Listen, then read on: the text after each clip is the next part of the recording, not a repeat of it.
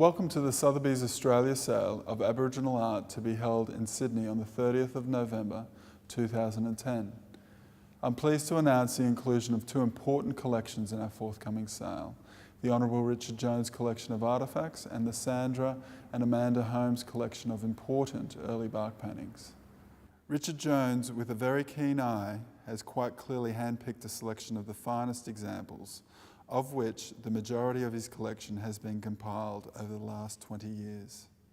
Of particular interest is Lot 29, a fine collection of artefacts. These rare specimens originate from the Darling River region in New South Wales. They were originally collected by Samuel Rawlings in the 19th century. These artefacts are well known amongst collectors for their superior quality, condition and aesthetic appeal. We are also privileged to be offering a selection of important early bark paintings from the Sandra and Amanda Holmes collection. Sandra Holmes is a renowned collector of Aboriginal art and was a patron of the late senior artist Yirawalla. She commenced assembling one of the most extensive personal collections in the 1960s. Mrs. Holmes also directed a number of documentary films and published a number of books, most notably Yirawalla, Artist and Man, and Yirawalla, Painter of the Dreaming. I am particularly drawn to Lot 78, Death of Kundagi, by Paddy Compass Nematbara.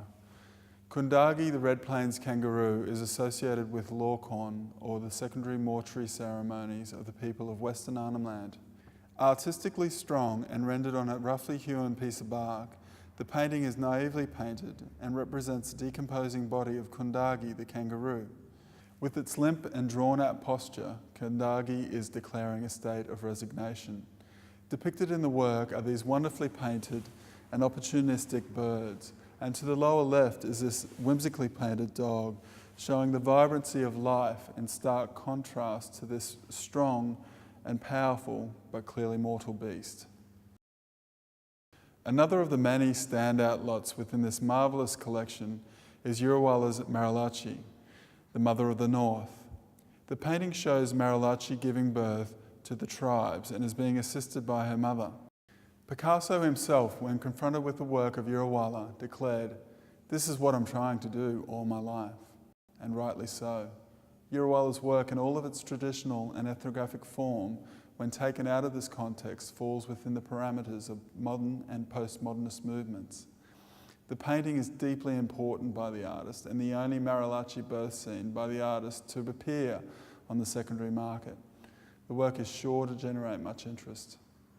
Of the canvases, we have a fine and select group of works. Lot 72, Untitled, by Ginger Riley Mundawallawalla, was recently discovered in a local Melbourne collection. The early painting comes from the second ever group exhibition, Nooka, Recent Paintings, which was held in 1989 at Gallery Gabriel Pizzi. This major work depicts the majority of the motifs, symbolic images that recur in Mundawallawalla's work. Captured within this framework are various spatial realms. The shark's liver tree, which is not a naturally occurring tree, is depicted to the lower left, and at the base of the tree are the king brown snake Bandian's eggs. To the right, across the Limonbite River, is a message stick, and further right are the Four Arches, one of the most spectacular naturally occurring rock formations that dominate the Limonbite area. Lot 56, Untitled, by Emily Kame Nungwari, was recently discovered and repatriated to Australia from the United States of America. Untitled, which was painted in 1991, comes from a seminal period in Nungwari's painting career. The underlining, which forms the skeleton or framework of the painting, represents the yam roots, and the overdotting represents the abundance of resource and food available to the artist's homeland. There is a distinct clarity which the artist has methodically translated through both symbols, the yam and bush tucker. However, there is just one area where the foundation has been blurred and there is a heavy application of overdotting. It is this area that appears to give the work a perpetual vibration which resonates throughout the whole picture. It is this depth and quality which makes this major work a highlight of the sale, and is a very good reason why Emily is considered as one of Australia's most significant artists.